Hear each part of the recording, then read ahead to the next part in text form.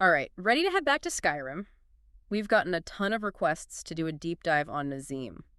Ah, Nazeem. Yeah, I think I know where this is going. the Whiterun resident with, shall we say, a reputation. And a very particular line of dialogue. Exactly. We're going to unpack why this one seemingly minor character and this one line have become such a phenomenon. It really is remarkable how it's transcended the game itself. It really is. But before we get into all that, let's set the scene for those who might not be familiar with Skyrim.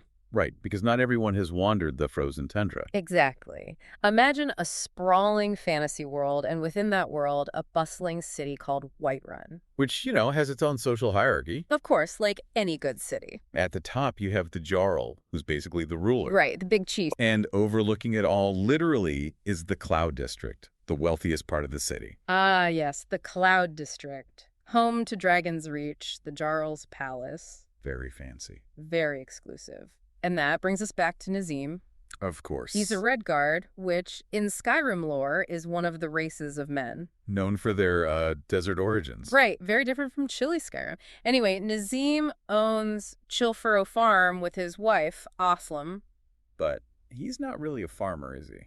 Not in practice. He's always in Whiterun, usually hanging out at the Drunken Huntsman Inn. Which tells you something right there. It does, and it's in those Whiterun streets that he utters the line that's basically engraved in every Skyrim player's memory. Do you get to the Cloud District very often? Oh, what am I saying? Of course you don't. Ugh, the condescension just drips from that line. It's the delivery, right? Like, he's so important, so above everyone else. Exactly. He's implying that he, of course, is a regular in the Cloud District, hanging out with the Jarl. Right.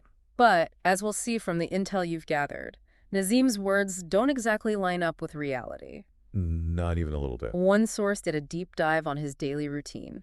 It's surprisingly, well, not glamorous for someone who acts so important. Yeah, tell me about it. Okay, so mornings, he's at the market, Doing some shopping. more like criticizing the merchandise. Oh, boy. Then he wanders around Whiterun all afternoon. Just, what, taking a stroll? Aimlessly, apparently. Okay, not exactly the Cloud District lifestyle he boasts about. And finally, evenings and nights are spent at the Drunken Huntsman Inn. So, to recap, we've got a guy who claims to rub shoulders with the Whiterun elite, but he spends his days wandering the market and complaining about the vegetable. Pretty much sums it up. And here's the million-dollar question. Have you ever actually seen Nazeem in the Cloud District? Like ever. Ever?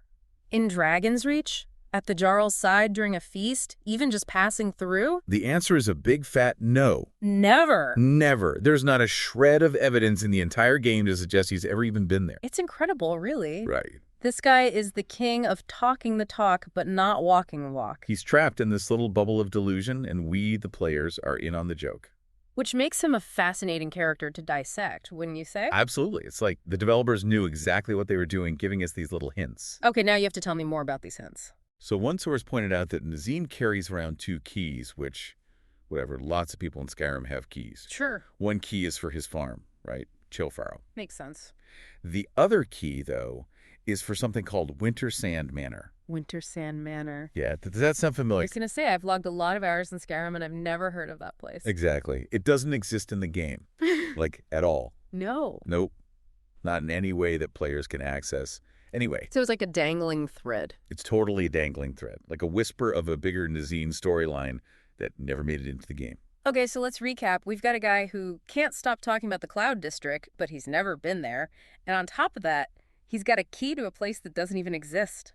Oh, but it gets even better. You're kidding. There's more. There's always more with Nazeem. So, apparently, there's this bug in the game's code. A bug. A bug. Yeah. And it prevents Nazeem from actually visiting his own farm. Wait, what?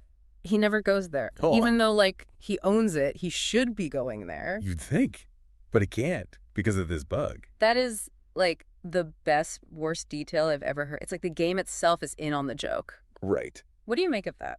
Besides hilarious, obviously. Well, it kind of elevates him, doesn't it? From just some random character to, like, a symbol. Symbol. Yeah, like, think about, we all know a Nazeem in real life. Oh my God, you're right. Someone who's constantly inflating their own importance, name dropping. Trying way too hard to sound connected. Exactly. But deep down, it's all a facade. Oh, 100%. And that's why Nazeem resonates with people. He's that experience, but in video game form. It's universal. Everyone's encountered a Nazeem at some point.